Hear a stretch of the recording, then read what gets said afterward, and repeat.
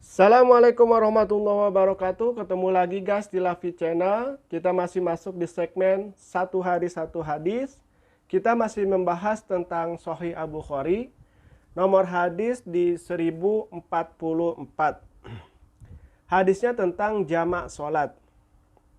An Anas ibni Malik radhiyallahu anhu qala kana Nabiyyu sallallahu alaihi wasallam izar tahala qabla an tazigha syamsu akhar az-zuhra ila waqtil asri summa yajma'u bainahuma wa iza zagot shalla zuhur summa rakib. Dari Anas ibnu Malik radhiyallahu anhu, dia berkata, Nabi Shallallahu Alaihi Wasallam bila berangkat bepergian sebelum matahari condong, beliau mengakhirkan pelaksanaan sholat zuhur hingga waktu sholat asar, lalu menggabungkan atau menjamak keduanya. Dan bila berangkat setelah matahari condong, beliau melaksanakan sholat zuhur terlebih dahulu kemudian berangkat. Pesan hadis, menjamak sholat adalah menggabungkan dua sholat di satu waktu. Sholat yang bisa dijamak adalah zuhur dengan asar dan maghrib dengan isya. Jamak terbagi menjadi dua. Jamak takdim, yaitu mengerjakan sholat di waktu yang pertama, misal jamak zuhur dan asar, dikerjakan di waktu zuhur. Dan jamak takhir, yaitu mengerjakan sholat di waktu yang kedua. Seperti contoh dalam hadis riwayat Ibnu Umar tersebut. Misal jamak zuhur dan asar dikerjakan di waktu asar. Jadi ini adalah hadis tentang menjamak sholat. Jadi kita harus pahami dulu jamak itu apa. Jamak itu adalah menggabungkan atau menyatukan dua sholat di dalam satu waktu. Nah, jadi ketika kita melaksanakan jamak sholat ini, harus tahu juga kriterianya seperti yang dijelaskan dari pesan hadis ini. Yang pertama adalah pelaksanaan sholat apa aja yang bisa dijamak. Yang pertama yaitu sholat zuhur dan asar. Dan yang kedua, sholat maghrib dan juga isya. Nah, jamak ini terbagi dari dua, yaitu jamak takdim dan juga jamak takhir. Nah, jamak takdim ini gimana maksudnya? Jamak takdim adalah sholat yang menggabungkan dua sholat menjadi satu waktu di awal waktunya.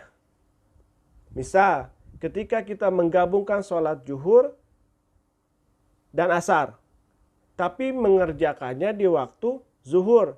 Nah, ini namanya jamak takdim. Itu. Jadi ditarik sholat asarnya ke zuhur. Nah, yang kedua adalah jamak takhir.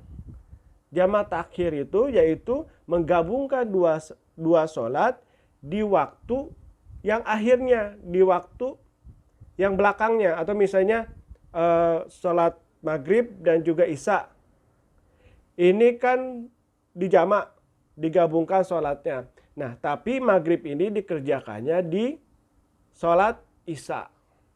Gitu. Jadi itu namanya jamak takhir.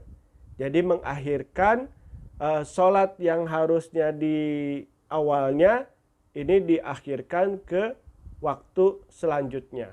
Contohnya seperti tadi, kita menggabungkan sholat maghrib dan sholat isya, tapi pelaksanaannya di waktu isya. Nah, itu yang Nabi contohkan kepada kita semua. Nah, betapa indahnya Islam itu bisa mempermudah ibadah kita kepada Allah dan tidak membuat rumit kita. Apalagi yang suka bepergian, yang beraktivitasnya harus keluar kota, harus jauh daripada tempat bermukimnya, gitu. Jadi itu untuk mempermudah diri kita untuk selalu taat dan selalu mengingat kepada Allah Subhanahu wa taala. Nah, ini waktu-waktu untuk melaksanakan jamaah sholat ini hanya waktu-waktu tersebut aja. Yang tadi disampaikan yaitu zuhur, asar, maghrib, dan isya. Nah, subuh ini tidak boleh dijama'. Jadi subuh ini hanya bisa berdiri sendiri. Gitu. Jadi ketika kita melakukan aktivitas yang memang membuat diri kita untuk tidak bisa melaksanakan sholat di perjalanan, atau misalnya kita tidak bisa melakukan sholat ketika kita bepergian, maka lakukanlah jamak takdim atau jamak takhir ini. Yang paling hati-hati adalah jangan sampai dibalik. Kita niatnya untuk menjamak sholat, tapi ngaclok, misalnya zuhur dijama dengan maghrib, apalagi asar dengan isya, jangan. Jadi harus dengan sesuai tuntunan baginda Nabi dan Nabi yang mencontohkan. Jadi kita harus juga luas wawasan kita, jangan dipersempit dan juga jangan dipersulit. Karena apa? Agama itu untuk mempermudah kita untuk terus mendekatkan diri kita kepada Allah Subhanahu wa taala. Bukan untuk menjauhkan diri kita kepada Sang Pencipta kita. Jadi mudah-mudahan dengan pesan hadis ini kita bisa paham semuanya, bisa mengerti semuanya, bagaimana indahnya kita melaksanakan sholat di agama Islam ini. Karena apa? Mungkin ibadah-ibadah yang lain kita jangan sampai tidak untuk melaksanakannya dengan baik. Apalagi ibadah sholat ini. Jadi harus benar-benar kita bisa melaksanakannya dengan sebaik-baiknya dan setaat-taatnya kepada Allah Subhanahu wa taala. Jadi mungkin itu aja yang dapat saya sampaikan. Mudah-mudahan bermanfaat. Mohon maaf apabila ada salah-salah kata. Wabillahi taufiq wal hidayah. Assalamualaikum warahmatullahi wabarakatuh. Dadah.